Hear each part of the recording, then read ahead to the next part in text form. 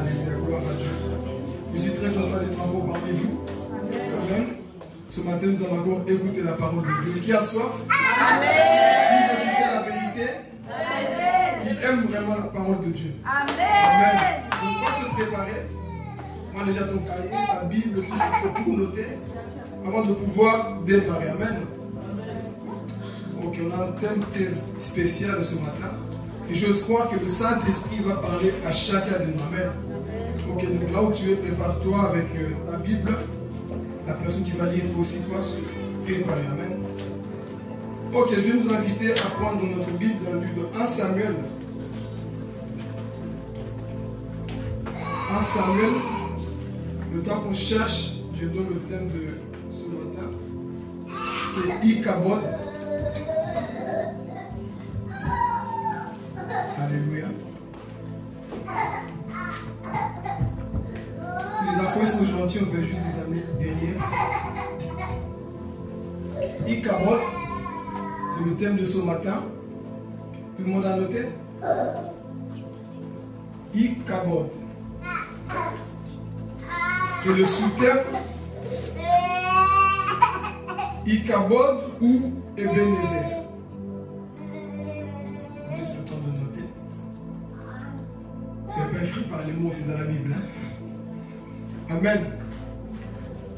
Ichabod, c'est le thème principal. Le sous-thème, c'est Ichabod ou Ebenezer. Vous allez comprendre en expliquant la parole. Amen. Ok, suivez très bien. Tout le monde a noté, c'est bon? Ok, on va aller dans la Bible. 1 Samuel, chapitre 2. On va faire un peu une lecture kangourou, c'est-à-dire on va sauter verset par verset. C'est trop long si on lisait toute l'histoire. Amen. Mais on va sauter, prendre l'essentiel. Je vous invite même à lire à la maison si vous avez le temps. Lire le chapitre 2, chapitre 4 jusqu'au chapitre 7. Lisez, vous comprendrez beaucoup de choses. Amen. Ok, on va prendre chapitre 2, verset 12 jusqu'au 14. Et ensuite, on va sauter, je te dirai. Soyons prêts, concentrés dans la lecture. Amen. Ok, on a trouvé. C'est lui qui a trouvé, dit je suis chrétien. Je suis chrétien. Si tu n'as pas encore trouvé, tu dois te convertir. Ok, on y va? Je lis la parole au nom de Jésus. Amen. Les fils d'Élie étaient des vauriens qui ne connaissaient pas l'Éternel. Voici quelle était la manière d'agir de ces prêtres envers le peuple. Lorsque quelqu'un offrait un sacrifice, le serviteur du prêtre arrivait au moment où l'on faisait cuire la viande, tenant à la main une fourchette à 3 dents. Il piquait dans le récipient, dans le chaudron, dans la marmite ou dans le pot, et tout ce que la fourchette ramenait, le prêtre le prenait pour lui. Voilà comment il agissait vis-à-vis de tous les Israélites qui venaient à Silo. On va sauter verset 22 jusqu'à 24.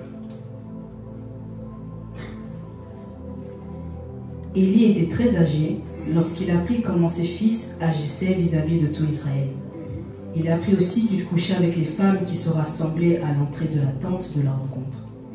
Il dit, pourquoi faites-vous de telles choses? En effet, tout le peuple me parle de vos mauvaises actions. Non, mes enfants, ce que j'entends dire n'est pas bon. Vous faites pécher le peuple de l'Éternel.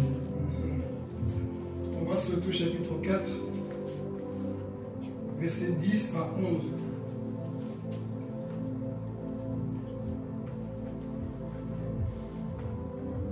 Les Philistins livrèrent bataille et Israël fut battu. Chacun s'enfuit dans sa tente. La défaite fut très grande. Et 30 000 fantassins israélites furent tués. L'arche de Dieu fut prise et les 2 fils d'Élie, Ophni et Phiné, moururent. On va lire le verset 20 jusqu'à 22. Comme elle allait mourir, les femmes qui étaient avec elle lui dirent, « N'aie pas peur, car tu as mis au monde un fils. » Mais elle répondit pas et ne fit pas attention. Elle appela l'enfant Ichabod en disant, « La gloire est bannie d'Israël. » On lit le verset 21. Elle appela l'enfant Ichabod en disant, « La gloire est bannie d'Israël. » C'était à cause de la prise de l'arche de Dieu et à cause de son beau-père et de son mari. Elle dit, « La gloire est bannie d'Israël, car l'arche de Dieu est prise. » Ok, notre dernier passage. On va au chapitre 7, verset 12 jusqu'au 13.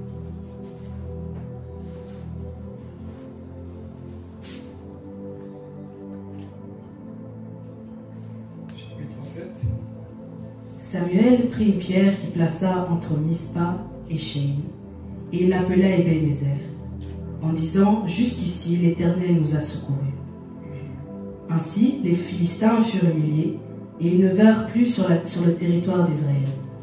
La main de l'Éternel fut contre les Philistins pendant toute la vie de Samuel. Amen. Est-ce qu'on peut acclamer le Seigneur? Alléluia. Pour ceux qui ont suivi, on a déjà commencé à parler de Anne. Vous savez très bien ce qui s'est passé en Israël à cette époque. Israël avait péché, et la gloire de Dieu n'y était plus en Israël. Il faut noter ceci, mes frères et sœurs. Lorsque la gloire de Dieu se retire, c'est la mort dans une nation. Lorsque la présence de Dieu n'est plus dans une église, c'est la mort assurée. Amen. Alors qu'est-ce qui va se passer? Souvenez-vous, Anne était quoi? Stérile. Et elle a vu le problème qui était en Israël. Les juges n'étaient plus là. Les prophètes n'étaient plus là. Et la Bible va nous dire une chose, que la voix de Dieu était quoi? Rare. Dieu ne parlait plus. Les anges ne venaient plus. C'était un silence total. Pourquoi? Parce qu'il y avait le péché dans l'église à Silo. Vous allez comprendre rapidement. Le péché est en train de régner à l'église. Et Dieu s'est retiré. Mais pendant tout ce temps, Anne, elle va s'adresser à Dieu pour dire, Seigneur, donne-moi un enfant. Si tu me donnes un fils, ce fils te sera quoi? Consacré. Anne a vu le problème qui était où? En Israël. Nous devons être le type de Anne en ce temps de la fin, qui voit le problème dans nos églises, qui voit les soucis dans notre société. Le monde va mal, mais le monde a besoin de Jésus. Le monde a besoin de Dieu pour sortir de cette crise. Amen. Donc Anne, elle a vu comment Israël était quoi? Perdu. Et elle fait une prière à Dieu. Seigneur, si tu me donnes un fils, ce fils te sera consacré pour toujours. Et Dieu a exaucé cette servante. Dieu l'a donné qui? Samuel. Dites-moi Samuel. Dieu a donné Samuel. Et lorsque Samuel a grandi, on l'a confié où? À Silo. Et à Silo, qu'est-ce qui va se passer? Samuel va grandir au milieu des personnes qui étaient quoi? Pervers. Si vous avez la version d'Arbi, vous allez voir que dans la version, on dit quoi? C'était des fils de Bélial. Bélial, c'est le diable. En soi, ces personnes étaient quoi? Possédées. Mais ils servaient dans le temple. Amen. Donc, c'était des personnes qui étaient possédées. Mais Samuel grandissait où? Il grandissait dans le temple. Par là, j'ai compris une chose, mon frère et ma soeur. Même si les gens, là où tu es, sont corrompus, si toi tu as l'appel de Dieu, tu ne peux pas te perdre.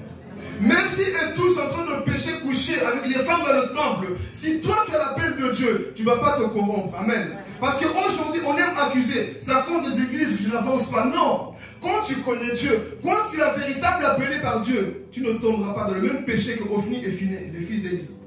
Eux, ils couchaient, ils mangeaient la dîme. Donc c'était le silence total. Raison pour laquelle Dieu s'est retiré d'Israël. Parce que Dieu ne cohabite pas avec le péché. Dites avec moi, Dieu ne cohabite pas avec le péché. Dieu n'aime pas le péché. Et ses enfants ont commencé à pratiquer le péché dans le temple. Et Dieu a vu le mal que ces personnes faisaient. Dieu s'est retiré. Est-ce qu'ils ne sont pas de ce type de personnes qui commettent le mal même s'ils ne viennent à l'église? Est-ce qu'ils ne sont pas de ce type de personnes qui viennent à l'église, mais notre comportement ne révèle pas que nous sommes des enfants de Dieu? Des personnes qui étaient au temple. Mais regardez, nous allons voir 4 points qui font que la gloire de Dieu s'est retirée de leur vie. Là, je suis encore dans l'introduction. Nous allons voir 4 points qui ont fait que la gloire de Dieu s'est retirée d'Israël. Ton mari peut partir. Tes enfants peuvent partir. Un fidèle peut partir de l'église. Mais la gloire de Dieu ne doit jamais partir. Amen. Qu'on perd tout dans la vie, mais jamais la présence de Dieu. Parce que quand Dieu se retire, tu es mort. Amen. Quand Dieu se retire, mon frère, ma soeur, c'est la mort assurée. Raison pour laquelle vous voyez aujourd'hui beaucoup de jeunes courir où? Dans la pornographie, masturbation, vol, mensonge. Pourquoi? Parce que la gloire de Dieu s'est retirée de leur vie. Mais j'ai compris une chose. Quand la présence de Dieu est sur toi, tout ça tu le vois comme de la boue. Le péché te dégoûte lorsque tu es rempli de Dieu. Alléluia. Quand tu es rempli de Dieu, le péché, le mal te dégoûte. Mais ces personnes Ophni et Phiné, ils étaient au temple, ils servaient Dieu. Et si nous allons voir 4 points maintenant. Pourquoi Dieu s'est retiré? Pourquoi l'Ichabod est venu dans le temple? C'est nous qui causons la perte de l'onction. Ce n'est pas Satan. On aime trop accuser, c'est à cause du diable, c'est à cause d'un tel nom. C'est nous-mêmes. Le premier sorcier de ta propre vie, c'est toi-même. Si tu ne respectes pas la parole de Dieu, la gloire de Dieu partira. Amen. Est-ce que nous sommes prêts? Lorsqu'on a lu, on a dit que les fils d'Élie étaient où? Au temple, dans l'église. Pourquoi Dieu va se retirer au milieu d'Israël? Premier point, il ne connaissait pas Dieu. Amen. Les deux fils d'Élie, Ophni et Phiné, ne connaissaient pas Dieu. Souvenez-vous lorsque Anne a fait une prière dans le temple. Élie a méprisé qui? Anne, n'est-ce pas? Souvenez-vous, Élie a dit quoi? Toi tu bois du vin, passe ton vin. Mais qu'est-ce que Anne avait répondu? Tu ne bois pas du vin. Donc par là j'ai compris, il y a des hommes de Dieu, il y a des personnes qui placent les vauriens sur le pupitre et négligent les personnes qui viennent prier sincèrement. C'est ça qui s'est passé. Élie avait négligé Anne, mais il a mis ses fils devant la chair. Des personnes qui tuent les gens aujourd'hui. Beaucoup de pasteurs qui nous voient, beaucoup de prophètes sont des personnes qui sont animées par l'esprit diabolique, alors qu'il y a des personnes qui viennent pour chercher Dieu, mais c'est eux qui tuent les fidèles. Vous allez comprendre, c'est à cause de l'introduction. Ce matin, je vais parler. Amen. Donc, qu'est-ce qui va se passer? Le premier point, c'est qu'il ne connaissait pas Dieu. Dis à ton voisin, il ne connaissait pas Dieu. Vous savez combien de personnes aujourd'hui sont dans l'église, ils servent Dieu, mais ils ne connaissent pas Dieu?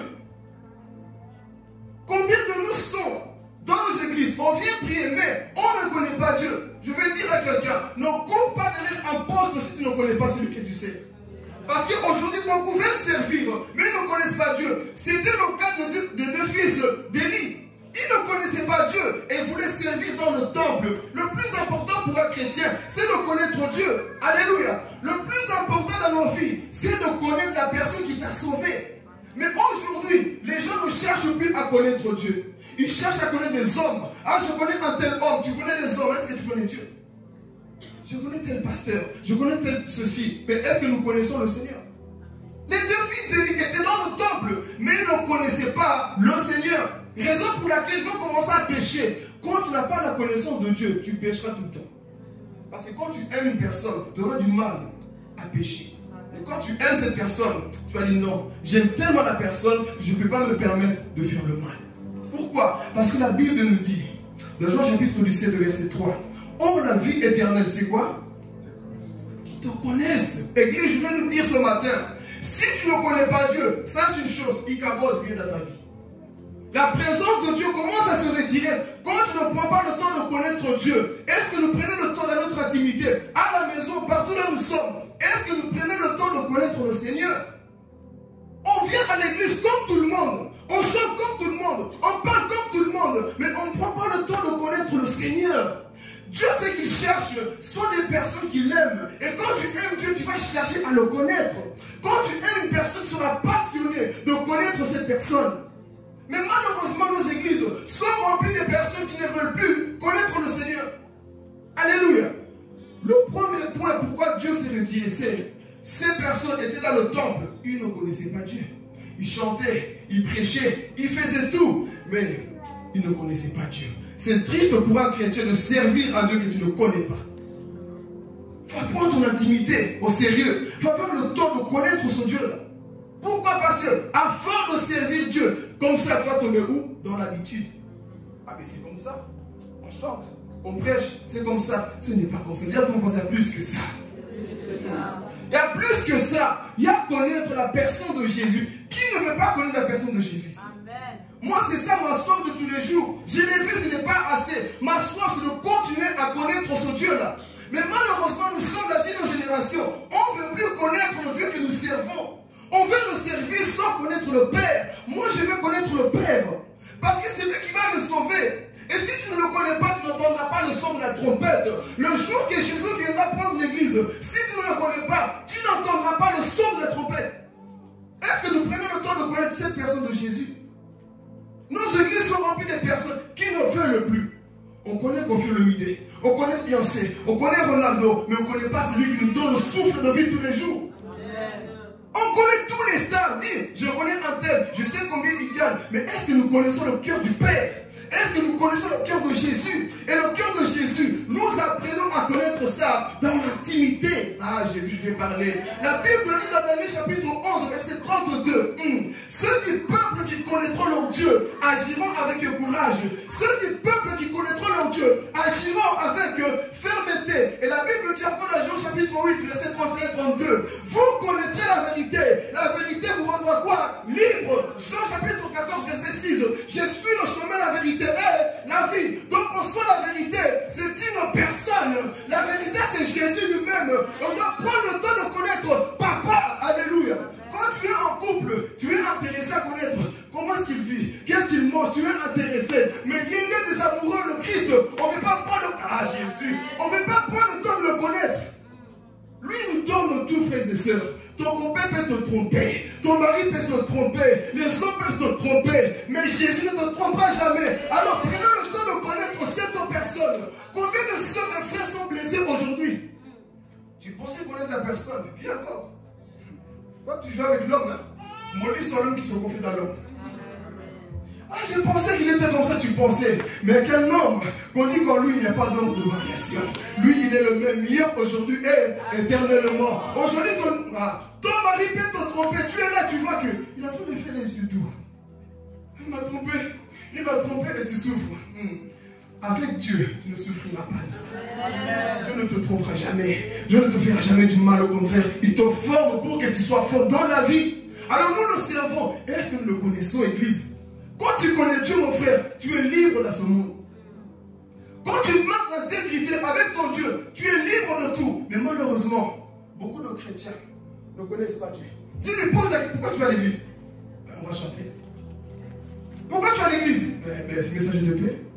Jamais tu vas dire, je vais à l'église parce qu'aujourd'hui, je vais me donner le meilleur de moi-même à Jésus.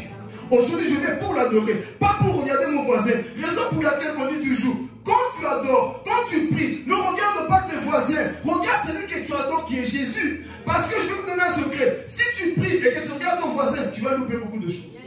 Parce qu'il y a des voisins qui ne connaissent pas Dieu. Eux, quand ils prient, ils te regardent. Et quand toi, tu connais, tu pries sincèrement, tu vis des choses qu'il appelle, Jésus. Tu vis des choses que l'autre ne vit pas. Alléluia. Mais ceux qui ne connaissent pas, ils te regardent. Tu as vu comment il est? Toi, tu rentres en profondeur. Quand tu as la connaissance de Jésus, mon frère, tu iras loin avec Dieu. Donc, ces fils étaient dans le temple. Ils ne connaissaient pas Dieu. Ils ne savaient pas qui était qui, leur Dieu.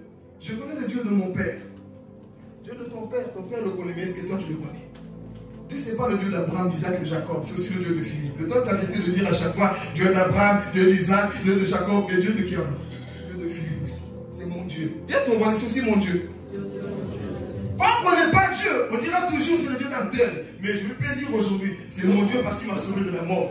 Et aujourd'hui, j'apprends le temps. Je prends ce temps-là de quoi? De connaître mon Dieu. Je refuse de prêcher sans connaître ce Dieu-là. Je refuse de prendre le micro sans connaître ce Dieu-là. Voilà pourquoi j'ai pris du temps avant de monter. Pourquoi? Parce que le plus important pour moi, c'était quoi? Connaître Jésus. Malheureusement, aujourd'hui, à peine converti, je vais me marier. À peine converti, je vais faire un tel. Non, on ne dit pas qu'on est contre. Mais la première des choses qu'on doit chercher, c'est de connaître la personne de Jésus. Les pharisiens ne connaissaient pas Jésus. Raison pour laquelle ils l'ont quoi? Ils l'ont crucifié. Mais dans notre église, nous avons ces personnes qui ne connaissent plus Dieu. L'église, tout ce qui est de Dieu. Amen. On a noté le premier point. Qu'est-ce qui a fait que l'Icabod vient? Qu'est-ce qui a fait que la gloire de Dieu se retire? C'est aussi ça. Ils étaient là, bafoués tout dans le temple. Ils ne connaissaient pas Dieu. Mais ils étaient en train de servir. Je vais pousser à quelqu'un de prendre le temps de connaître la personne de Jésus. Parce que dans ce monde, tu peux connaître tout, tous les mystères, tous les secrets. Mais si tu ne connais pas le secret du ciel, tu as tout raté. Amen. Deuxième point que je vais donner. C'était des personnes possédées. Lisez la Bible, on peut dire. Des personnes, fils de Bélial. C'était des vauriens, des pervers. Vous savez combien de personnes aujourd'hui sont dans nos églises, ils sont aussi quoi? Possédés. Qui prêchent même. Si Dieu nous ouvrait les yeux pour voir les hommes des fois qu'on voit sur internet, qu'on voit dans notre ville, on serait étonné. Beaucoup sont dans la magie. Beaucoup sont dans la sorcellerie. Et tiennent le micro, en train de prophétiser. Pour finir, on est dans le temple, on est à l'église. Mais est-ce que nous sommes réellement de Dieu? Ne soyez pas attirés, mes frères et sœurs, par la foule, par l'onction, tout ça c'est bien. Mais voyez plutôt le caractère de la personne qui te prêche. Devant ici, on est tous au sein. Mais la vraie personne de Philippe, c'est en privé. La vraie personne de Papa Dieu, c'est à la maison. Ce n'est pas ici. Ici, je peux prêcher avec le feu. Mais à la maison, quand je m'énerve, je suis comment? C'est à la maison qu'on reconnaît un véritable chrétien. Pas l'église. Dans l'église, tout le monde est saint. Amen. Donc ces personnes étaient quoi? Fils de Bélial. Ils étaient possédés. Je réfléchis, pour faire de tels actes qu'ils faisaient, il fallait être possédé. Les gens qui viennent dans l'église, toi tu les prends, tu couches avec eux. Dans l'église, même pas l'hôtel, mais dans l'église. Et vous pensez que ça a changé? Ça se passe encore aujourd'hui. Des gens qui prennent, des fidèles qui viennent. Les gens ne quittent pas leur maison pour que les embrouillent. Les gens quittent leur maison pour qu'on leur dise la vérité. Pas pour qu'on commence à coucher avec eux. On venait et finait. C'est ça qu'ils faisaient avec les enfants de Dieu. Des personnes qui étaient animées dans l'esprit diabolique. Je vais dire aux gens, faites attention, là vous mettez vos têtes. Là vous mettez vos oreilles. Parce que les portes d'entrée pour des démons sont nos oreilles aussi. Toi tu écoutes tout le monde. Tu écoutes n'importe qui, sans discernement. Sache que parfois tu écoutes au venez et finir que Dieu va bientôt tuer. Et quand tu participes à cette chose que tu écoutes, tu es complice. Donc faisons attention. Est-ce que nous ne sommes pas de ce type de personnes qui écoutent tout et n'importe quoi? Non, parce que tu as vu comment il parle, mais est-ce que tu as vu son caractère? Est-ce que tu as vu sa façon d'agir à la maison? Non, mais tu vois, il est beau, il est connu. Être connu ne veut pas dire que tu es connu par Dieu. Avoir beaucoup de larmes ne veut pas dire que tu es connu par Dieu. Mais le monde court après toi. Tu as vu, s'il a beaucoup de succès, c'est qu'il est connu par Dieu. Parfois, plus tu es connu, plus tu es en danger. Quelqu'un n'a pas compris. Plus tu es connu, plus tu es quoi? En danger. Parce que le diable cherche ce type de personnes. Donc on voit le deuxième point. C'était qui? Fils de Bélial. Des personnes qui étaient quoi? Possédées. Écoutez, comment toi tu vois les gens qui viennent à l'église? Tu prends leur nourriture. Tu voles tout ce qu'ils donnent à Dieu et tu le prends pour toi. Il faut être possédé.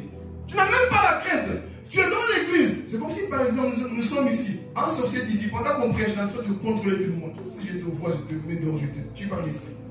C'est quoi ça? On annonce la parole de Dieu, il y a un sorcier qui s'assoit. Je bloque la pensée de Annie, je bloque la pensée d'un tel, je bloque la pensée d'un tel. Dans l'église, tu fais ça. Va faire ça dehors, mais jamais dans la maison de Dieu. Combien de sorciers sont assis dans nos églises? Combien de gens qui sont animés par l'esprit de Bélial, comme au final et final? Dans l'église, nous sommes animés d'un véritable esprit diabolique, comme ces personnes. Les gens venaient à l'église, on les fait perdre. Dieu a mal lorsqu'il voit ces choses. Les gens ne quittent pas leur maison pour qu'on les perde encore. Non. C'est pour qu'on les gagne à Jésus. Mais au final et fini, faisait le contraire. Les personnes qui ont consulté les choses diaboliques, combien de chrétiens aujourd'hui courent derrière les féticheurs? Dieu ne me parle plus, à l'église il n'y a pas de prophétie, je vais chez le voyant. Vous savez combien de chrétiens le font aujourd'hui? Il y a des chrétiens qui consultent les voyants. Il y a des chrétiens qui consultent les personnes pour savoir quoi? Leur avenir. Chrétien Bélial, animé par cet esprit de Bélial. Combien de gens le font aujourd'hui? Je vais savoir mon avenir. Je vais savoir mon avenir. Il faut qu'on me parle. À l'église, comme Dieu ne me parle pas, tu veux savoir ton avenir, lis la Bible. Si tu veux connaître ton futur, lis la Bible. Mais on court derrière tout le monde. Les prophéties. Papa, prophétise sur moi. Prophète. Non. Dieu est capable de te révéler les choses aussi. Arrêtons de courir partout, gauche à droite. On méprise Dieu. Pourquoi? Parce que le même esprit est en toi. Mais toi, tu quoi? Tu le bafoues. Et ces personnes, animées de cet esprit-là, ils agissaient mal. Et quand une personne a cet esprit diabolique, son cœur devient dur. Son cœur devient quoi? Dur. Et ces personnes étaient comme ça. Le Père lui-même était déjà quoi? Corrompu aussi. Il place n'importe qui. On ne place pas les gens parce qu'ils sont dans notre famille. Non. On place les gens parce qu'ils sont dans la famille de Dieu. Amen. Parce qu'il y a des églises comme ça. Toute la famille sert le Seigneur. Même s'ils ont été dévorés comme au final et fini. Mais il faut qu'ils prêchent parce que c'est la famille. Non. Ici, ce n'est pas comme ça. C'est d'abord la famille du ciel. Si tu marches selon la parole de Dieu, tu prêches. Mais si tu n'es pas selon la parole, même si tu es mon fils, tu restes à côté. Il y a beaucoup de personnes qui sont encore comme Élie. On place les confinés et finis. Des personnes qui ont signé le pacte avec le diable. Amen. Troisième point. Ici, ça va peut piquer. Mais quelle est la vérité? Amen. Donnez-moi envie de prêcher. Amen. Qui veut écouter la vérité? Il ne faut pas être endormi. Ne pas déconfiner et finir ici. À la fin, ça va faire du bien avec les bénézères. Mais d'abord, on va taper chicoter. Amen. Qu'est-ce qui s'est passé qu'on disait? Élie avait dit, Troisième point. Pourquoi faites-vous pécher le peuple de Dieu? Troisième point, c'est ça. Ils faisaient pécher le peuple de Dieu. Les gens viennent chercher Dieu avec leurs soucis, leurs problèmes et des voyous qui sont là. Ils font perdre quoi? Les enfants de Dieu. Combien de personnes, si je vais bombarder, après c'est plus ma semaine, je vais fuir, c'est pas Dieu. Mais si je vais parler. Combien de personnes parmi nous, je vais commencer par les femmes, ensuite les hommes. Vous allez m'aimer? Vous allez m'aimer. Combien de sœurs aujourd'hui font perdre les garçons qui viennent à l'église? Par l'habillement. Toi tu t'habilles, on dirait que tu as oublié de t'habiller à la maison. Tu viens tout serré. Vous savez, l'homme est fragile lorsqu'il voit les formes d'une femme. Dites la vérité les hommes. Amen. On n'est pas des robots. Hein. Ah oui, on n'est pas des robots. Lorsqu'une femme s'habille serré comme ça, là, montrer les formes, l'homme est attiré par ça. L'homme, tu peux lui dire, ah tu es beau, toi, ça c'est la partie de la femme qu'on va voir après. L'homme, tu peux lui dire, tu es beau, il s'en fout. Mais quand tu montes tes parties de l'homme, il est excité. Écoutez, c'est ça qui fait que l'homme est attiré par ça. Les formes de la femme. Donc, combien de personnes ont amené beaucoup d'enfants de Dieu dans le péché à cause de ton habit, tes vêtements? Toi, tu sais que tu vas à l'église. Bah, mon amour aujourd'hui, l'habit que je vais choisir, ils vont voir. Tu choisis les habits qui arrivent jusque-là. On voit tes fesses. Et tu vas à l'église. Sache que tu es comme au finet et finet. Tu fais perdre les enfants de Dieu. Faut pas dire que c'est leur problème, c'est ton problème aussi. Le problème commence d'abord avec toi. Toi, tu sais que tu as les pieds, tu sais que tu as des fesses comme je ne sais pas quoi, et tu viens pour montrer quoi? Dieu te jugera si tu ne changes pas. Parce que quand tu le fais, ici nous sommes dans un lieu saint, ça doit être respecté. Ce n'est pas comme un silo, là où les femmes venaient, on venait et finaient coucher avec eux. Non, ici c'est la sainteté. C'est la présence de Dieu. Soyez comme moi, sœur Philippe, on met des hommes dans la main. Faut cacher même les femmes. Des fois, même moi-même, tant qu'homme, des fois j'ai honte de montrer les muscles, même s'il y a rien. J'ai peur de les montrer, pourquoi? Parce que je suis le temple du Saint-Esprit. Tout n'est pas à montrer. Mais combien de femmes, même en ce temps-là, il y a des femmes qui s'habillent comme si c'était déjà l'été. Alors si l'été arrive, ils vont marcher tout nus. C'est l'hiver, ma soeur, couvre-toi. Va attraper un micro pour rien. Covid pour rien. Il fait froid, tu t'habilles comme ça, ma soeur. C'est quoi le problème? Tu fais chuter les hommes parce qu'il y a beaucoup qui se sentent valorisés quand on les regarde. Moi, je sais qu'on va me regarder. Je vais aller à l'église pour aller faire chuter le frère Philippe. Je vais te gifler. Tu vas faire tomber Papa Dieu et tu passes même à côté comme ça. Pour montrer tes formes. Non, l'église n'est pas faite pour ça, frères et sœurs. Donc ces personnes faisaient chuter beaucoup dans le péché. Ça, c'est les femmes. Regarde ta façon de parler, ton comportement, tes mimiques, tout montre ta marchandise. Ta marchandise, c'est pour ton mari. Tu t'amènes les femmes, vous êtes fâchés déjà. Ta marchandise, c'est pour ton mari, pas pour les voyous. Parce que l'homme qui voit que ton corps n'aime pas ton cœur. Mais celui qui ne voit pas ton apparence va épouser ton cœur. Parce qu'il n'épouse pas l'apparence. Ça vieillit. Aujourd'hui, c'est bon, mais demain, c'est comme du plastique. Mais si tu as épousé le cœur ne fond pas. Le cœur reste le même. Donc les gens qui courent après les femmes, tu as vu les femmes de je ne sais pas qui, tu vas épouser les femmes. Un jour ça vieillit. Et quand ça vieillit, tu fais quoi? Tu divorces? Donc je change, je vais prendre les jeunes, comme on dit en Afrique. Il y a des vieux qui aiment trop les jeunes. Parce que soi-disant le soir des jeunes renouvelle la force des vieux. Bêtise. Elles sont se virer encore. Donc ici, frères et sœurs, faisons attention. Nous qui venons à l'église, avant de quitter, regarde bien ta garde-robe. Même ta garde-robe doit être convertie. Amen. Toi, tu te convertis, tu hésites un peu. Moi, au cas où, hein? Au cas où. Toi, tu t'es converti, tu dis encore au cas où de quoi? Donc en soi, c'est comme si tu disais, au cas où je viens d'en faire. Un véritable converti. Moi, quand je me suis converti, hein, tous mes bling-bling de 10 minutes que j'avais tout jeté dans la poubelle. Quand tu es converti, tu es dégoûté du mal. Il y a des chrétiens qui hésitent encore. Ça quoi une conversion? Je ne sais pas, hésitante. Mais quand tu te touches réellement, tu es dégoûté du mal, mon frère, ma soeur. Tu es dégoûté de tout. Ta garde-robe, les strings, tu jettes, tout tu jettes. Mais toi, tu es converti, regarde les choses. Je viens de parler. À l'école, on ne dit pas les vérités, mais on dit la vérité. Des choses bizarres là, qui sont dans ta chambre, il faut les jeter quand tu te convertis. Je vais aller plus loin. Des femmes qui vont prendre des produits soi-disant pour attirer les hommes. Jésus, parler. Des femmes qui prennent des produits, il faut les boire, il faut donner à ton mari, comme ça, quand il va te voir, il sera. C'est de la sorcellerie. C'est des fétiches. On vous dit, tu vois, allez coach en sexe, va l'écouter. Coach en sexe, c'est démoniaque. C'est des choses qui se passent au filet et filet dans nos églises. Des chrétiens qui vont consulter ce type de personnes. Il faut le prendre comme ça. Ton mari, tu le mets sur la tête, tu le donnes ceci, il sera fou amoureux de toi. Fou amoureux, il t'a envoûté. Ça se passe. Des gens qui vont à l'église, qui viennent prier, des fois ça prie même en langue. Non, mais tu sais que quand on est en train de mourir, des fois il y a des choses qui se passent au milieu de nous, frères et sœurs. Combien de personnes as-tu mis dans le péché? Par ton habillement. L'été est en train d'arriver, hein. Comme je dis toujours, en hiver, la majorité sont tous chrétiens parce qu'il fait froid, n'est-ce pas? Vous parlez? Amen. En hiver, ceux qui sont un peu des frileux, ils se couvrent bien. Mais la chaleur de l'été révèle les vrais convertis. Amen. Ah oui, quand il fait chaud, là, tout le monde veut montrer les cuisses. Tout le monde veut montrer les seins en l'air. Tout le monde veut montrer beaucoup de choses. La chaleur de l'été, on va voir cet été qui se vont convertir. Là, on comprend parce qu'il fait froid. Ça va pas en mini-jupe. Même les gens te prendront pour fou. Mais on attend ce jour-là. Qui sont les véritables convertis? Sur Facebook. Quoi? Oui, c'est pas. Laissez. C'est moi. Likez. Là, on verra les vrais convertis. C'est là où nous allons voir si tu es réellement converti. Parce qu'aujourd'hui, c'est ça, frères et sœurs. Et je vous parle, je dis une vérité. On rigole, mais c'est des vérités. Si on ne dit pas la vérité, l'Église est en train d'avancer dans son couloir pour faire comprendre aux gens que le chrétien, c'est normal qu'il montre ses seins. Le chrétien, c'est normal qu'il marche tout nu. Mais nous, on va dire la vérité. On va dire non, ce n'est pas comme ça. Nous sommes le temple de Dieu. On n'est pas appelé à faire chuter les hommes. Si tu es encore comme ça, sache que tu es la sœur de Jézabel, la cousine de Manurata. Nous ne sommes pas appelés à agir ainsi. On doit couvrir notre corps comme vous êtes là. Continuez comme ça. Que l'été ne vous change pas. Amen. Donc ici, nous avons parlé des femmes. Faites attention. L'homme, lorsqu'il voit ça, lui, il est vite.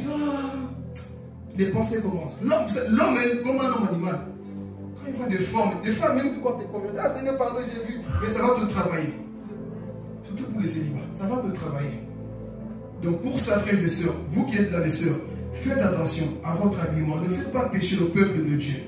C'est qu'il vient d'être concentré sur la parole de Dieu. La personne à côté de toi se sent mal à l'aise. Même quand il veut te demander quelque chose, c'est bien. Je tourne la tête, je vais voir les cuisses. Je ne peux pas tourner la tête. Attention. Maintenant, place aux hommes. Amen. Place aux hommes, non? Les hommes aussi font pousser les femmes où? Dans le péché. Il y a des frères qui s'habillent. Pantalons serrés. Même les poils ne respirent plus. Trop serré. On voit les fesses, on dirait une saucisse qui va exploser. Tu veux aller où, mon frère? Tu veux pousser parce qu'il y a aussi des sœurs qui sont attirées par ça. Amen. Et quand tu commences à dire des paroles trop douces à une sœur, sache que tu es en train de pousser aussi quoi? La personne a péché. On a dit que les femmes, c'est quoi? C'est une forme. Hein? L'homme aime voir ça. Mais les femmes, ils aiment les paroles douces. Et les femmes. Ici, on veut former des femmes. Hein? Des femmes matures. Parce qu'il y a des femmes aujourd'hui, dès que tu lui dis, ma soeur, tu es belle, hein, tu es la plus belle au monde. Ah oui? Surtout si ton mari ne te donne jamais de compliments. Tu tombes sur un Jimmy qui te dit, enfin, wow, toi vraiment, tu es mon numéro. Tu es mon numéro. Tu tombes dans le piège. Donc il y a aussi des personnes, des frères, qui font tomber des sœurs dans le péché comme ça. Il sait très bien qu'il vient juste de ton corps, mais te dit des paroles juste pour toi t'attirer. Les hommes, ils aiment ça, parce que l'homme aime toucher le cœur de la femme. Ma soeur, waouh, ta perruque, c'est du jamais vu. Tes cheveux, ça brille, ça vient d'où? Ça, c'est pas des Brésiliennes, ça vient de Dubaï. Ça, non, ça, c'est les cheveux. Et toi, ton cœur commence à faire, oh, quelqu'un qui me considère. Et puis, tu vas finir dans quoi? Dans son lit. Faites attention, c'est des choses qui se passent au milieu de nous. Amen. On fait tomber les gens dans le péché. Les hommes, tu t'habilles ici ouvert. Tu montres quoi? C'est genre les hommes, c'est genre d'hommes. Ils s'habillent, met la chemise, ils montrent ici là. Ils montrent même ses. Et puis il met la bouche. Tu vois, c'est Burki.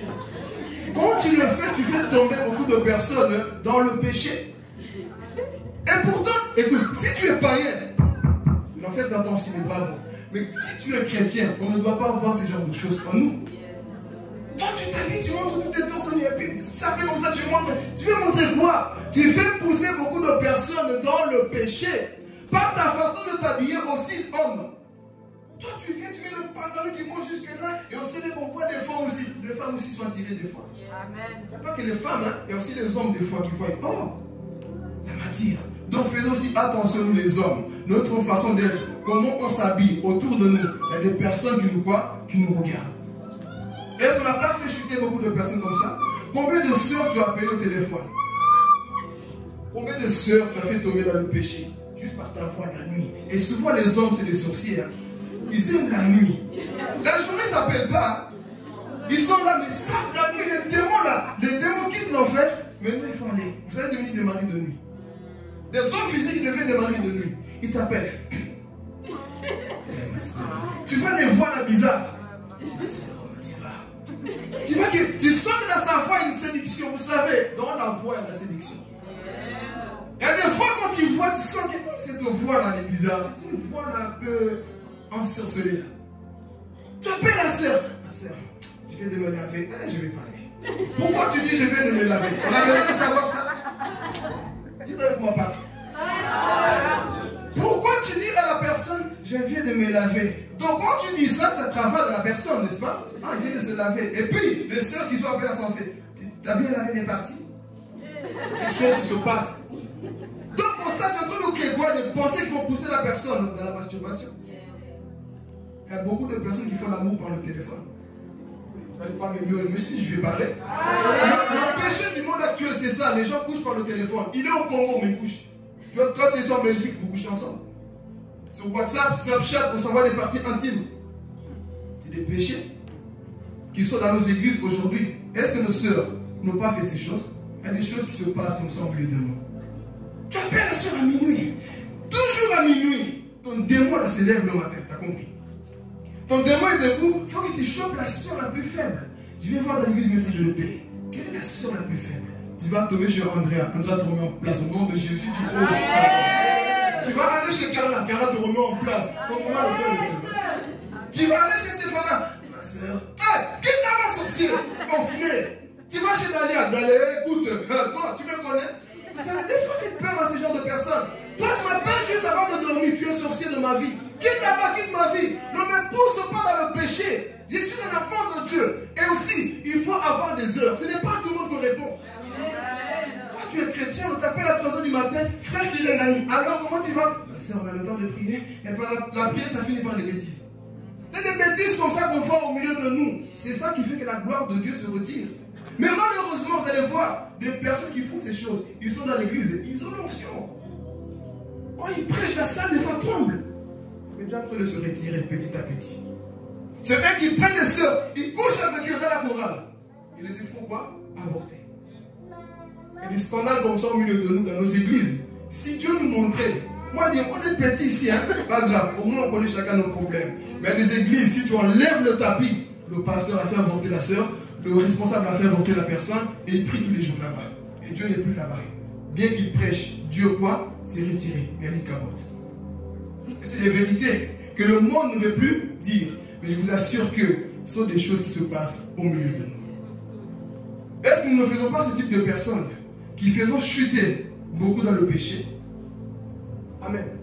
On va sauter parce que je vois que vous êtes fâchés. Bon, on va sauter. On va sauter au dernier point, ensuite nous allons avancer les conséquences de l'icabod. Ici, on a parlé combien de points? Dernier point. Qu'est-ce que ces hommes faisaient? Ils mangeaient la dîme. Ils mangeaient l'offrande. Ils mangeaient la viande qui était donnée à Dieu. Et dans cette époque, il y avait ce type de sacrifice. Ils faisaient cuire la viande pour donner à Dieu. Mais eux, ils ont dit, ça c'est pas pour Dieu, il faut pas le manger. Et quand les gens qui venaient à l'église ne voulaient pas, ils les forçaient. Ils utilisaient la violence pour prendre quoi? Ce qui était à Dieu. Alors, qu'est-ce qui a fait que la gloire de Dieu se retire? C'est aussi quoi? Ils mangeaient ce qui est à Dieu. Est-ce que nous aussi, nous ne mangeons pas ce qui appartient à Dieu? Je ne vais pas commencer par la dîme. Je vois déjà votre tête, la part de la dîme. Il faut commencer par autre chose. Le temps de Dieu. Tu sais que dimanche, le temps de Dieu, tu le manges dans le sommeil. Il n'y a que Papa Dieu qui m'encourage, mais je vais parler. Même si les amis diminuent, moi je vais continuer. Est-ce que nous ne volons pas le temps de Dieu? Toi, tu sais que dimanche, là, bon, la semaine, vous allez me haïr, mais l'apôtre Paul a dit, est-ce si je suis devenu votre ennemi, on vous dit la vérité? Moi, je ne vais pas prêcher des choses qui se passent ailleurs. Je vais prêcher des choses qu'il faut que l'Ikabod, la présence de Dieu, se retire de nos vies. Toi, tu sais que dimanche, il n'y a rien. Mais tu te dis, ah, pas aujourd'hui, je n'y vais pas. Tu es en train de bouffer le temps de Dieu. Tu es comme au final et fini. Le temps de prière, tu es où? Et même, je vais aller plus loin. Il y a des chrétiens qui peuvent manquer l'église à cause d'un match de football. Aujourd'hui, c'est mon pays qui joue. Ah, c'est mon club qui joue. Église, attends. Et si Jésus revient, tu vas rester avec le club. Est-ce que nous ne faisons pas ce genre de choses? Si. Nous bouffons ce qui est à Dieu. Le temps que tu vas être à l'église, toi, tu dis, bon, Seigneur, aujourd'hui, je bouffe ce temps-là. Les retards à l'église, je ne généralise pas tout le monde. Hein? Il y a des gens qui, je sais, qui préviennent. Mais toi, c'est tout le temps, tu es en train de bouffer le temps de... Tu es aussi comme on venait et fini. Vous me volez. Il y a des personnes qui abusent de trop avec le Seigneur. Nous sommes en train de manger le temps de Dieu. C'est que Dieu te donne, toi tu fais quoi? Tu le manges. Et la présence de Dieu, sache que quand tu agis comme ça, Ikabod va venir dans ta vie. Dieu va commencer à se retirer de toi. Parce que tu ne respectes pas ce qui est sacré. Maintenant nous parlons sur les dîmes, dans les offrandes.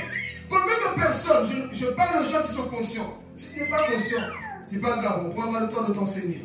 Mais tu sais que tu touches de l'argent. Jamais tu donnes ton 10e à Dieu. Tu fais quoi avec? Ah, j'ai mes projets d'abord. Mes projets avant toute chose. Dieu avant toute chose. Dieu ne te demande pas tout ton salaire. Il te demande juste ton 10e. Tu as 10 euros. Dieu te lui donne moi juste 1 euro. C'est trop demandé. Tu as 100 euros, donne juste 10 euros à Dieu. Il y a des personnes, non, j'ai fait Philippe qui va manger. Nous, on ne mange pas l'argent des gens ici. C'est pour l'œuvre de Dieu. Mais combien de personnes ont du mal et bouffent ça? Tu sais que ça c'est pour ma dîme, mais comme je suis un peu sérieux, le mois prochain, quand tu ne payes pas tes factures, est-ce que tu dis le mois prochain? Est-ce que tu fais pas, tu le payes quand même, non?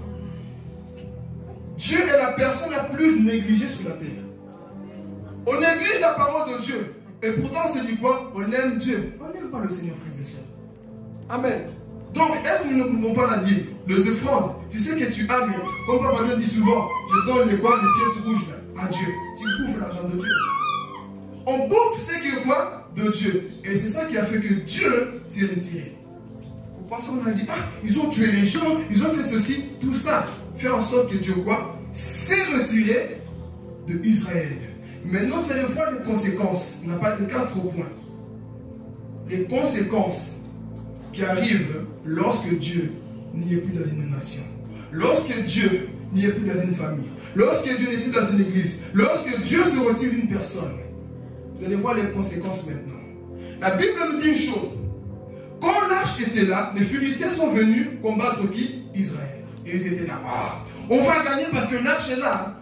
On va voir. Ils étaient tout contents.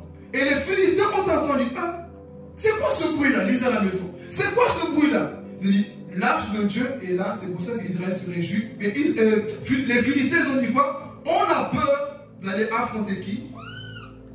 Les enfants d'Israël. Mais ils ont dit, prenez le courage Philistins, allons combattre. Et ils sont partis. Et ils ont tué 3000 personnes étaient mortes. Et Israël n'a plus compris. Mais pourquoi nous mourons comme ça? On a Dieu. Vous avez Dieu. Dieu s'est déjà retiré à cause de Ophné et Phiné et Élie dans le temple. Ils ont perdu la présence de Dieu. Dieu est parti. L'Ikabod est rentré en Israël. Et ils ont dit, bon, allez alors chercher quoi? L'arche. Ils sont partis chercher l'arche. Ils ont dit, voici l'arche qui est le symbole de la présence de Dieu parmi nous. L'arche était là. Et encore, les Philistins sont venus. Ils ont tué maintenant 4000 hommes. Ils ont tué qui avec? Ophné et Phiné. Parce que Dieu avait averti. Écoutez, le péché que tu fais, Dieu t'avertit toujours avant de te tuer. Le mal que tu commets, avant que Dieu te juge, il t'avertit. Il est en train de t'avertir peut-être au travers de cette prédication. Le mal que tu fais, chaque fois Dieu t'avertit. Mais il arrivera un jour, Dieu endurcit ton cœur et tu vas continuer à pécher. Fais attention. Si tu t'es entêté quelque part, Dieu cherche à te tuer aussi. Parce que la Bible dit que Dieu avait envoyé un prophète pour avertir les enfants d'Élie. Élie lui-même. Dis à ton peuple d'arrêter d'agir comme ça. Ils n'ont pas écouté. Et qu'est-ce qui s'est passé? Les conséquences. Dieu s'est retiré et la mort est rentrée en Israël. 4000 hommes sont tombés. À pied. Boum. On les a tous coupés. Ils étaient morts. Pourquoi? Dieu n'y était plus. Aujourd'hui, vous allez voir, lorsque Dieu n'est plus dans nos églises sont secs. Les gens qui viennent à l'église n'ont plus envie de venir à l'église. Les gens n'ont plus soif de Dieu. Les gens n'ont plus soif de prier. L'église pour eux c'est un truc comme ça. Pourquoi? L'icabot, Dieu s'est retiré de toi. Parce que quand tu aimes Dieu, tu prendras plaisir à te retrouver dans l'église. Quand tu aimes Dieu, tu prendras plaisir à prier. La parole de Dieu, tu aimeras toujours méditer. Mais, je vais dire à quelqu'un, si tu es encore dans ça, que tu n'as pas envie de lire la Bible, tu n'as pas envie de pardonner tes frères, sache que Dieu est en train de se retirer de ta vie. Toi, tu es chrétien, les choses de Dieu ne te disent rien. Quand on prie, tu es froid. Nos prédications sont secs. Nos chants sont secs. C'est parce que Dieu est en train de se retirer de ta vie. Il est temps de revenir. Il est temps que la présence de Dieu revienne dans nos églises. Il est temps que l'icabod, la présence de Dieu, revienne dans nos églises. Pourquoi? Parce que si Dieu se retire, frère, nous allons commencer à mourir. Nous allons commencer à être attaqués par beaucoup de choses, comme c'était le cas d'Israël. La gloire de Dieu est partie. Dieu s'est retiré. Et ils sont restés sans Dieu, comme tous les peuples. Parce que Israël, quand il mettait les pieds quelque part, toutes les nations tremblaient. Mais quand Dieu s'est retiré, c'est eux qui tremblaient. Est-ce que nous ne sommes pas des fois comme Israël? La sécheresse est rentrée dans ta vie. Regarde toi-même. Toi qui priais beaucoup, toi qui jeûnais beaucoup, toi qui étais passionné par Dieu, toi qui avais des choses de Dieu. Regarde ta vie aujourd'hui. Tu ne pries plus. Tu n'as plus les choses de Dieu. On parle d'église, ça t'ennuie. On parle de prière, ça t'ennuie. C'est parce que Dieu est en train de se retirer de ta vie. Il est temps que tu te réveilles. Il est temps que tu te relèves dans la prière, mon frère, ma soeur. Parce qu'avant, tu étais cette personne qui priait beaucoup. Les choses de Dieu. Ah, tu étais passionné par ces choses. Mais aujourd'hui, quand on parle évangélisation, ah non, pas évangélisation. Viens, on va prier, non, pas prier. Sache que Dieu est en train de se retirer de toi. Il faut aimer les choses de Dieu. Quand tu es rempli de Dieu, tu vas aimer ces choses. Mais quand Dieu se retire, c'est là qu'on voit les chrétiens. J'ai la flemme. Vous voyez, quand Dieu se retire, les chrétiens, c'est quoi leur langage? Ces derniers temps, j'ai la flemme. Ces derniers temps, j'ai quoi? J'ai la fatigue. C'est parce que Dieu est en train de se retirer. Mais quand Dieu te remplit, tu es constamment debout pour parler de lui. Quand Dieu te remplit, la présence de Dieu sera toujours dans ta vie. Voyez autour de nous, il y a beaucoup de chrétiens morts spirituellement. Et c'est ça qui va se passer. Dieu se sépare. Dieu enlève sa présence. Et la mort est rentrée. On a commencé à dire quoi? Les tuer. Les tuer. Et la vraie séparation, ici, va vous parler. Quand Dieu se retire de ta vie, à moins que tu te répandes, il t'envoie en enfer. Qui va en enfer ici? Personne. Alors quand Dieu se retire, la véritable mort, la véritable ikabot, c'est quand tu pars en enfer. Là, c'est fini. Là, Dieu peut encore te pardonner. Au travers de ce message, tu peux encore allumer ta vie. Mais une fois que tu meurs, c'est fini pour toi. Il n'y a pas le purgatoire comme l'autre religion le dit. Le purgatoire, n'existe pas. Après ta mort, tu vas directement en enfer ou alors tu vas au paradis. Et le dernier jour, quand Dieu va juger, on te jettera où? Dans le lac de feu. Et c'est là où beaucoup connaîtront quoi? La seconde mort. Séparés de Dieu pour toujours. Et c'est ça qui va se passer. Si beaucoup ne se répandent pas, on blague avec Dieu, on joue avec Dieu, on néglige les choses de Dieu, alors que nous avons encore la grâce, le temps maintenant d'obéir à la parole de Dieu. Le temps, c'est maintenant, Église. C'est maintenant qu'on doit aligner réellement nos vies vers le Seigneur. Mais on blague avec tout. On s'en fout, on se moque même des choses de Dieu. Alors que Dieu est prêt à nous donner tout pour nous sauver de la mort. Parce que si Dieu se retire, mon frère, ma soeur, c'est le chaos dans ta vie. Qui veut que Dieu parte de sa vie? Personne. Alors alignons nos vies. Alléluia. Et c'est ça qui s'est passé. Les conséquences, Israël les a quoi? Vécues. Nous ne comprenons pas pourquoi nous mourons. Je ne comprends pas pourquoi quand je dors, le diable arrive à ma voix. Il y a des chrétiens, c'est honteux et c'est honteux, c'est honteux. Toi qui es chrétien, le mari de lui arrive à coucher avec toi. C'est parce qu'il y a des portes ouvertes, Dieu s'est retiré de toi. Toi tu dors, femme de nuit qui vient coucher avec toi, tu te réveilles, tu vois que la chose est là. Quelque part, tu as laissé des portes ouvertes. Dieu s'est retiré de toi. Constamment les sorciers te tombent la nuit. Tu ne vis plus comme avant. Tu es constamment dans la peur. Un chrétien peureux, ça révèle que Dieu est en train de se retirer. Toi qui dis enfant de Dieu, constamment dans la peur, je ne sais pas si je vais mourir, je ne sais pas quoi. Non, quand tu... je vais parler. Quand tu as la présence de Dieu, mort ou pas, tu sais que tu iras au ciel. Quand tu es dans la présence de Dieu, quel que soit ce que tu vis, tu sais où tu iras. Il y a des personnes aujourd'hui, ils ont peur de tout. Ça révèle que Dieu est en train de se retirer de ta vie. Tu dors, c'est toi qu'on étrangle. Et tu te réveilles, j'ai mal au dos, je ne sais pas mon corps, qu'est-ce qu'on m'a fait la nuit. Alors c'est toi qui devais faire fuir les Philistins. C'est toi qui cours la nuit. C'est toi qu'on étrangle la nuit. C'est toi qui ne marche pas droit. C'est le Seigneur. Mais Dieu vient te dire ce matin, il est temps de te révéler et de te réveiller. Il n'est pas encore trop tard.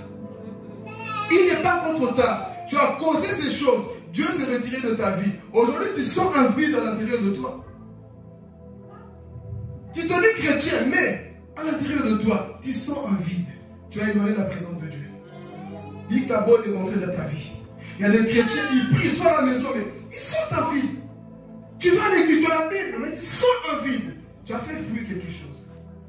Dieu n'est plus dans ta vie. Il est en train de se retirer. Mais il te rappelle ce matin que tu bois, tu te réveilles. Qui te réveille, pardon. Alors ici, nous allons voir maintenant Ebenezer. Ici, on a vu ce qui a fait que l'Ikabod vient. Qu'est-ce qui a fait que la présence de Dieu, quoi, se retire d'Israël. C'était quoi? Les 4 points qu'on a vus. On peut rajouter d'autres, mais on respecte ce que la Bible dit. On a vu que le péché, c'est la seule chose qui peut éloigner de nous la présence de Dieu.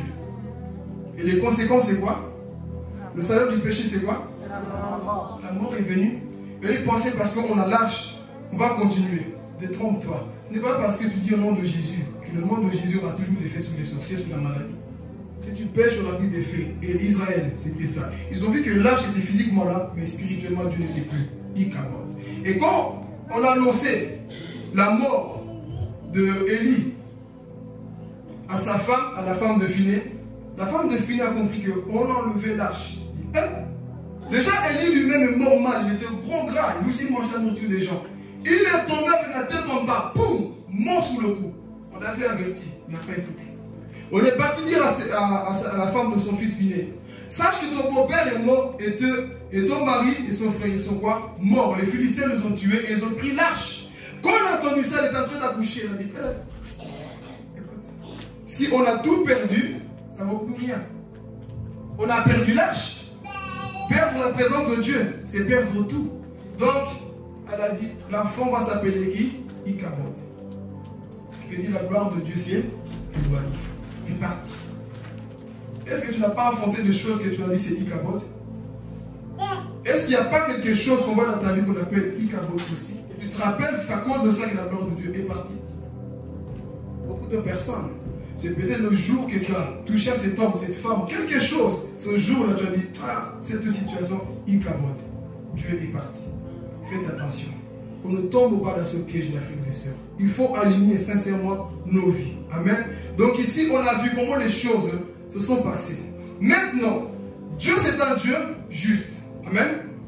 Quand le peuple se répand, Dieu revient. Dieu veut te pardonner. Dieu veut te donner l'autorité. Parce que comme j'avais oublié un petit point encore, c'est que le péché nous enlève l'autorité spirituelle. C'est-à-dire que là où tu dominais, c'est toi qu'on domine spirituellement. La nuit, quand les esprits viennent, au nom de Jésus, les choses partaient. Au nom de Jésus, la maladie partait. Mais quand tu pêches, c'est ces choses qui vont te dominer. Mais quand tu te répands, Dieu revient. Ebenezer. Alors qu'est-ce qui va se passer? La Bible dit que Samuel, moi j'aime Samuel, on va aussi étudier un jour sa vie, comme papa est en train de faire avec Paul. Samuel avait 3 fonctions. Il était juge, sacrificateur et prophète. C'était le seul dans la Bible avec Jésus qui avait 3 fonctions. Le rôle d'un prophète, c'est d'amener la voix de Dieu vers le peuple. Et le rôle d'un sacrificateur, c'est de prendre le peuple et de les amener vers Dieu. Et c'est ça que cet homme avait. Il était complet. Et ce que j'aime chez Samuel, c'est que Samuel, depuis son enfance, que maman Anne l'avait consacré à Dieu, il ne s'est jamais découragé de Dieu. Il était fidèle du début jusqu'à la fin. Il ne s'est pas dévié. Mais combien de chrétiens aujourd'hui, ils se convertissent, un peu de froideur, un peu de tiédeur, et puis ils abandonnent, ils retournent dans le monde. On ne dit pas que tu n'auras pas de problèmes, de difficultés, mais le plus important, c'est que tu puisses quoi? Continuer. Et Samuel, c'était cet homme-là. Il connaissait Dieu. Lui, la différence, si je vais parler, la différence avec Phiné et Ophné là, et Élie, c'est que eux, ils bafouaient les œuvres de Dieu. Ils bafouaient la présence de Dieu. Mais Élie connaissait Dieu. Il y a une version qui dit que Élie ne laissait pas tomber les paroles de Dieu.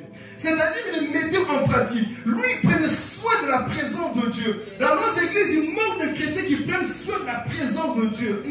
Il manque de chrétiens affermis qui disent que non, je ne perdrai pas la présence de Dieu à cause d'un tel. Je ne perdrai pas la présence de Dieu à cause d'un péché. Je vais conserver la présence de Dieu. Parce que si je perds Dieu, je perds mon onction. Si je perds Dieu, je perds mon appel. Si je perds Dieu, je perds le salut. Donc, Samuel a dit que je perds tout. Que je perds ma mère. Que je perds ma maison. Je perds tout. Mais non, la présence de Dieu, la cabane de Dieu doit rester dans ma vie. Je vais dire aux gens ici dans cette église, gardez la présence de Dieu. Perdez l'argent, perdez vos ex, perdez toutes vos maisons, perdez l'argent, perdez les enfants, ton père, ta mère. Mais ne perds pas Jésus. Ne perds pas la présence de Dieu. La cabane de Dieu. C'est ça que nous avons besoin.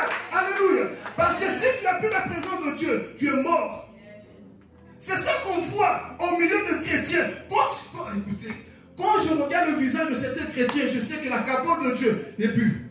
La présence de Dieu s'est retirée. Pourquoi tu vois que le visage, la Bible dit que lorsque Daniel, Azariah, Anania, Michel, ils étaient à Babylone, leur visage rayonnait. Même quand ils ne mangeaient pas, ils avaient constamment la joie. Parce que j'ai compris, plus tu gardes la parole, la présence de Dieu, tu ne vieillis pas spirituellement. Tu ne vieillis pas, tu es toujours en feu, tu es toujours en forme. Pourquoi? Parce que la présence de Dieu nous donne la force en bouffe. Alléluia. C'est ça que nous avons besoin. Et Samuel avait compris. Et l'une des choses encore que j'aime, Samuel a grandi au milieu des pervers, mais il n'était pas pervers. Samuel a grandi au milieu des impudiques, mais il n'était pas impudique. Il a grandi au milieu des sorciers, mais il n'était pas sorcier. Si tu as la paix de Dieu, tu vas imposer ta volonté au nom de Jésus-Christ. Même si toi tu dis, ah, mais l'église ils sont comme ça. Si tu as la paix de Dieu, tu prendras l'église par la main. Allez, sortez de ce froid, sortez de ceci, on va avancer. Alléluia. Samuel n'a pas dit mort. Tu vois, Seigneur, ma mère m'a envoyé ici, je n'ai rien demandé. J'ai grandi au milieu d'un prophète ici qui est quoi? Impudique? Non. Il a dit non. L'homme pécheur. Mais moi, je connais le Dieu de mon appel. Moi, je connais le Dieu qui m'a appelé. Samuel connaissait Dieu. Souvenez-vous quand Dieu l'a appelé 3 fois. Oh, combien de fois Dieu t'a appelé dans ta vie? Combien de fois tu as eu une expérience personnelle avec Jésus? Là, tu as senti que, là, comme j'ai pleuré, c'est pas parce qu'on m'a trompé. Là, comme j'ai pleuré, c'est pas parce qu'on m'a trompé. C'est pas parce que j'ai pas d'argent. J'ai pleuré parce que j'ai senti Dieu. J'ai senti la présence de Dieu. Et j'étais conscient que là, c'est Jésus qui m'a touché. J'ai entendu la voix de Dieu. J'ai senti l'Esprit de Dieu m'envahir. Et quand tu as ça, on peut dire que toi, là, tu as une expérience avec Dieu. Les gens qui abandonnent souvent vite sont des personnes matérielles qui n'ont pas d'expérience forte avec Dieu. Pourquoi? Parce qu'on peut te pousser, on peut faire tout ce qu'on veut dans ta vie. Mais si tu as la peine de Dieu, tu diras, je connais celui qui m'a appelé. Vous pouvez pécher, vous pouvez coucher, voler. Oh, consultez même les sorciers pour avoir du succès. On va te dire, mais écoute, toi depuis que tu prêches, tu ne montres pas. Viens signer des pactes chez nous. Je ne signerai pas, je connais celui qui m'a appelé. Je sais celui qui m'a appelé. Il m'a appelé 3 fois. Samuel, Samuel, Samuel. Me voici. Parle de ton serviteur, écoute. Dieu appelle ses appelés. Et l'équipe ses appelés. Samuel a grandi au milieu de ces personnes. Combien de chrétiens aiment t'accuser? C'est à cause de Papa John que l'église est comme ça. C'est à cause de Frère Philippe que l'église est comme ça. Et toi, tu es qui? C'est à cause de Aïcha que l'église est comme ça. Toi, tu es qui? Si tu es conscient que tu as la paix de Dieu, si tu es conscient que tu as la chose de Dieu, fais bouger les choses. C'est souvent ceux qui n'ont rien, qui veulent commencer à dire, mais oui, c'est à cause d'eux. Écoutez, on peut quitter l'église. Quand Dieu avertit, écoutez, notez bien ceci. Quand Dieu parle que le serviteur de Dieu n'écoute pas, tu peux quitter l'église. Amen. Tu peux quitter. Une autre chose, si le serviteur de Dieu s'entête, écoutez, Dieu va tuer cette personne. Vous ne croyez pas? Dieu finira par tuer cette personne. D'abord, Dieu se retire. Et quand Dieu se retire, Satan va dire, si Dieu retourne encore, il peut le renouveler. Donc faites attention. Satan, des fois, il guette. Si Dieu se retire, il te tue des fois, directement. Parce qu'il sait que tu peux te repentir. Donc Dieu garde beaucoup de personnes. Par sa grâce, Dieu peut se retirer. Mais Samuel ici, il a dit, il a dit, hein, écoutez, ici,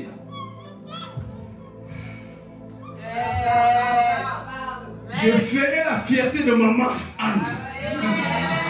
Maman ne m'a pas envoyé à Silo pour que je retourne dans le monde. Maman ne m'a pas envoyé, ne m'a pas consacré à Dieu pour que j'échoue dans le ministère. Non. Maman ne m'a pas dit va à Silo. Je me suis privé de toi. Écoutez, Anne s'est privée de Samuel. Ce n'est pas pour que Samuel échoue. C'était pour que Samuel soit la voix qui va dire au monde, Jésus revient. Je vais dire à quelqu'un, Dieu t'a consacré pour que tu sois la voix pour ta famille.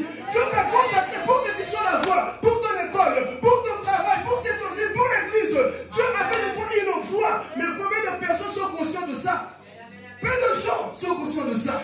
Mais ici on a dit, hey, Jésus, maman Marie ne m'a pas envoyé ici pour que j'échoue. Oui, je vois que le pasteur là, il est faible. C'est vrai, c'est un homme. Je vois que ses fils là, c'est des hommes. Mais moi là, je connais Jéhovah. Amen. C'est lui qui connaît Dieu, mais la différence. Tout simplement.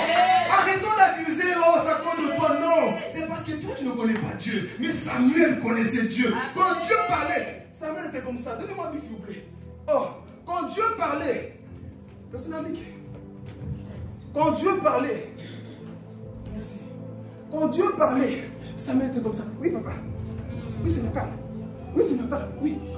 Il mettait ça et il le mettait dans son cœur. Je sers ta parole dans mon cœur. Mais combien de gens, des fois, on prêche, ils n'entrent pas spirituellement. Ils s'en foutent. Dieu n'est pas en rêve, en vision. C'est rien. Oh, ils ne prennent pas en considération toutes les paroles. Mais la Bible dit une chose. Samuel ne faisait pas tomber la parole. Parce qu'il savait que si je fais tomber la parole, je tombe. Mais si je la garde avec moi, je serai élevé. Combien de chrétiens font tomber la parole de Dieu?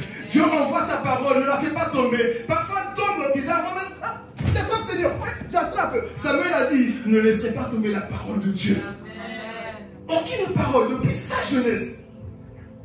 Mais, on voit ici, dans l'église où il a grandi,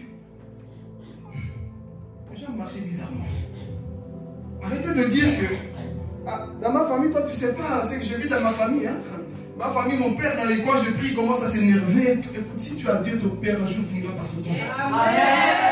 Toi tu sais pas le quartier là où je suis, les gens sont tous des sorciers. Si tu as Dieu, beaucoup se convertiront. Amen. Écoutez, Moïse a grandi où? En Égypte. Mais est-ce que l'Égypte a dominé sur Moïse? Non. Qui a dominé sur l'Égypte? Une seule personne a fait fléchir les genoux de plusieurs personnes. Pourquoi? Quand tu as Dieu, c'est toi qui impactes l'environnement. Maman, papa, frère, quand tu es quelque part, le temps est arrivé qu'on voit la capote. La présence de Dieu. Tu prends le micro, les choses changent. Dès que tu commences à parler, les choses changent. Tu mets ton pied au travail, les choses changent. Pourquoi? Parce que toi, tu es en train de transporter. Toi, tu es en train de transporter l'arche de l'alliance. La présence de l'I-capote. Alléluia. La capote de Dieu, tu es en train de la transporter. Mais nous, aujourd'hui, nous transportons quoi? La colère, la haine. Dis à ton voisin, tu transportes quoi? Tu transportes quoi? Toi, tu transportes toi, il va voir celui-là, il va finir, il va voir. Toi, tu transportes la jalousie, l'amertume, la colère, la fatigue. Tu transportes quoi? Tu es en train de transporter, tu vas voir. Papa, lui, t'as vu comment il est avec moi? Il va voir. Non, ne transporte pas ça. Transporte la présence. La présence de Dieu, la sainteté. Parce que capote veut dire beaucoup de choses. La sécurité, la présence, tout était dans l'arche. Et quand tu transportes ça, tu as la joie, tu as la paix. On t'insulte, je te bénis, c'est pas grave, je t'aime. Ah, mais les personnes ne transportent pas la gloire de Dieu. Dieu dit, Moutou Mounene. Il jette ton arche, viens pas se battre. Moutou Mounene, moi, tu me connais, moi, touche pas ma personne. C'est parce que tu ne transportes pas l'arche. Mais quand tu transportes l'arche, toutes les paroles vont dans l'arche. Écoutez, quand tu transportes l'arche, ça touche l'arche. Mais quand tu sens qu'il y a des pots qui donnent, mais tu dis, ce que j'ai là, c'est suffisant. Ne perdez pas ce que j'ai pour écouter les voix des gens qui me minimisent, qui me critiquent, qui me rabaissent. Vous savez, dans la vie, hein, on va nous critiquer. Pendant que je prêche, on me critique. Ah oui? Il y a des gens qui pensent que même Jésus l'a critiqué, toi tu es qui? Toi on va te dire, tu as vu ta tête, tu es comme ça, toi. Dans la vie, dis à ton voisin, on va te critiquer. Le problème des fois, vous savez pourquoi beaucoup perdent la présence de Dieu? On aime trop écouter ce qu'on dit sur nous. Et ils ont dit quoi sur moi? À force d'entendre ce qu'on dit sur toi, tu perds l'onction. Moi, on est mauvais. Hein? Même les gens que tu considérais, que tu ne pensais jamais, ils allaient dire des choses sur toi. Tu es parti voir ton cœur. Frère Philippe, Non, pas lui, pas lui, pas lui, pas lui, non, pas lui. Trêve-lui. Oui, l'homme restera l'homme. Si tu veux préserver ton cœur, évite d'écouter ce qu'on dit sur toi. Évite de dire à ta copine, envoie-moi la capture de croix de la X. Évitez. Des fois, les captures de croix viennent vous achever. Des fois, reste tranquille à ton collier. Je ne veux pas les captures de croix. Envoie-moi les captures de croix du ciel. Là, je vais bien les voir. Mais pas les captures de croix de la terre. Écoutez, attention au bébé. Ces captures-là, de cette terre-là, vont quoi? Nous détruire. Mais Samuel, nous retournons pour terminer.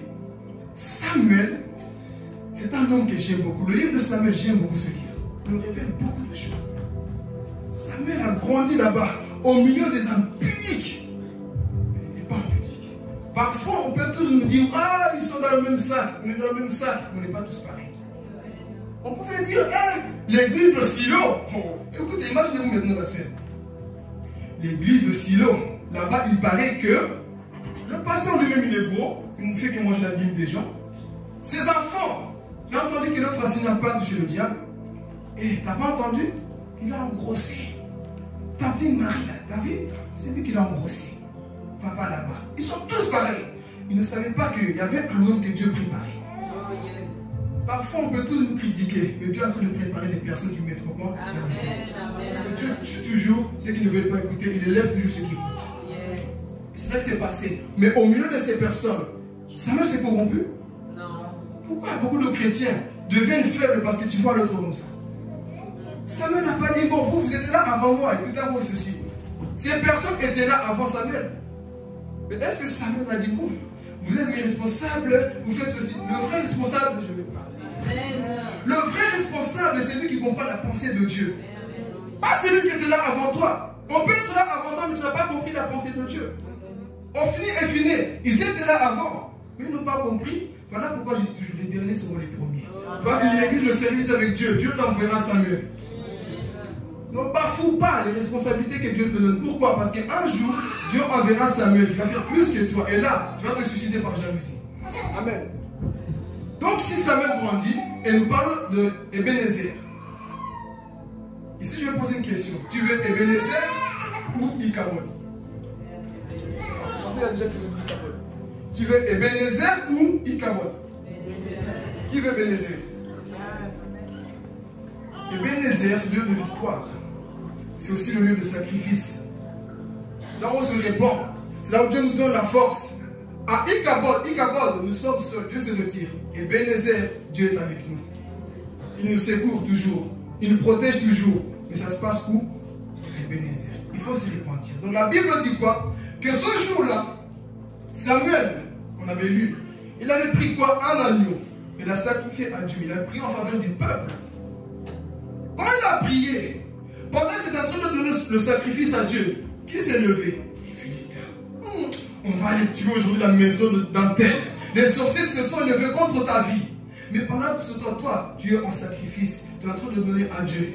Qu'est-ce qui s'est passé? Les Philistins, ils ont dit, oh, comme d'habitude, lui, il n'a pas l'onction. Mais ils ne savaient pas que quand le peuple se répand, Dieu revient. Quand le peuple se répand, Dieu prend possession. Viens pour toucher à mes enfants. La repentance attire Dieu. La repentance attire Dieu dans nos vies. Qu'est-ce qui s'est passé? Samuel est en train de donner à Dieu. Les Philistins se sont dit, on va aller maintenant tuer encore ces personnes. Ils sont partis. Hein?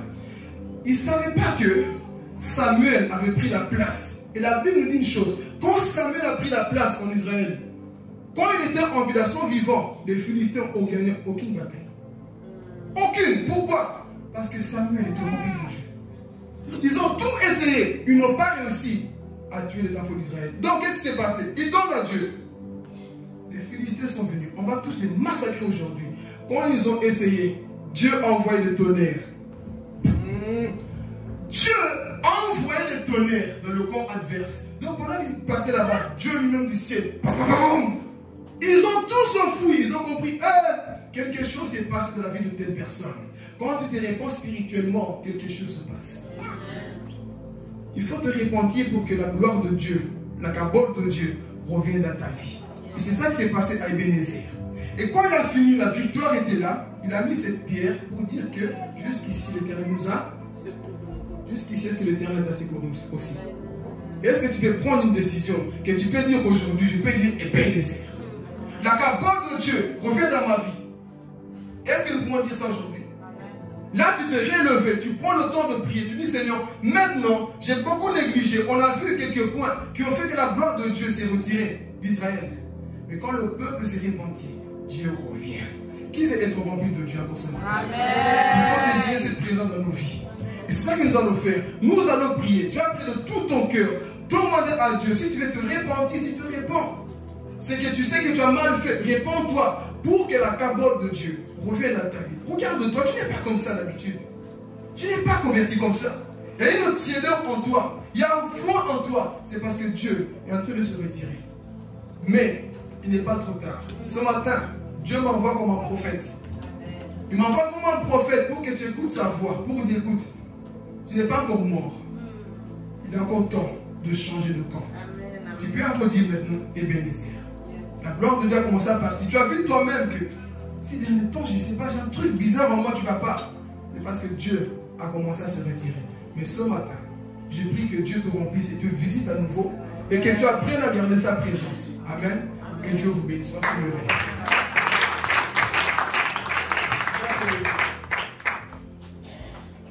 Tu vas prier là où tu es.